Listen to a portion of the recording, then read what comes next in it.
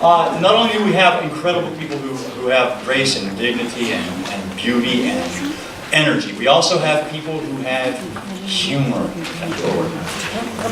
Especially today with so many things going on, one of my favorite things is to see the world from somebody else's viewpoint. And if they have a humorous look at it, so much the better. Our next performer for you is an 11th grade homeschool student. He's been working on stand-up comedy for 6 months. And he promised me backstage there will be nothing blue in this act. Right? So it's okay, nobody has to hide their ears.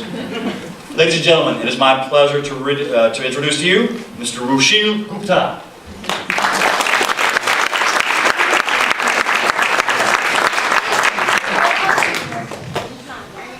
Hi guys. So, you guys look like an educated audience.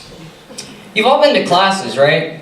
I mean, they're a great learning environment. Or are they? 'Cause do you ever feel like you're not actually learning anything anymore, but it's just regurgitating random, irrelevant information and making it sound intelligent? Like, especially when I give a presentation, I'll just use really big words all the time to make myself sound more sesquipedalian.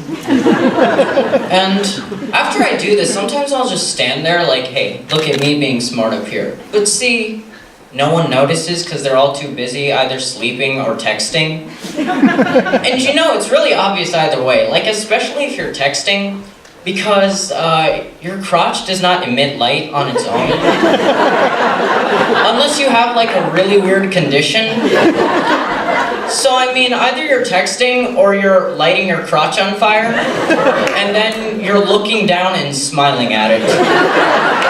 Which I'm fine with. Like, I'm totally cool with people lighting themselves on fire, but like, why you gotta do that during my presentation? Like, is the history of organic chemistry not interesting enough for you? It seems like something you should do on your own time. Like, something you would do on a break. I mean, didn't you guys have spring break recently? Like, did you watch any movies over break? Have you ever met those people at the movie theater that think the bathroom is some kind of social mingling place? Like, I was at this movie theater the other day, in the bathroom, and this dude just walks into the urinal next to me and he goes, "What you doing over there?" I'm like, what does it look like I'm doing? I wasn't sure what he expected me to say, like, "I'm skydiving, it's amazing." No, so I ignored him, but these people, they don't go away. Like, they expect you to answer. So he goes, "What movie you watching?" Like, Zootopia, I don't know, how about you? He goes, "Diarrhea Island, man, it's dope." Like, okay, like, really? Have you ever heard something and you're just like, really? That's a thing?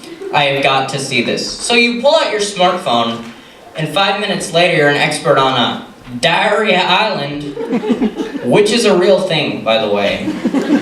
And see, when I was a kid, we didn't have smartphones, so I had to like go to the library to know things. And I think kids these days are a lot dumber because of it. Like, because they Google everything. Like, I was talking to this 5-year-old the other day about libraries, and he was literally just like, "Libraries? I thought those were extinct, like dinosaurs or Staten Island." And I think this kind of stupidity, coupled with the indifference that guys have, leads to other problems too. Like, have you ever been to a guy's bathroom? It literally smells like a skunk that got run over by a dump truck in front of a landfill. And no amount of air freshener can cover up the business that goes down in there. In fact, if you're a girl, you should just walk into a guy's bathroom every once in a while to see what you're not missing. Like, girls' bathrooms are completely different. In fact, I was visiting a girl's bathroom the other day. Like, don't judge me, I was like, bored. I mean, as soon as I walk in, the smell of peaches and strawberries just washes over me in like this lethal cloud of fruity goodness. And I was like, what is this? The Kool-Aid Man's private lavatory? Because, like, I'm not used to this, so it feels like I'm getting beaten over the head by a fruit basket. And, you know, I think at this point they put different signs in guys' and girls' bathrooms, too.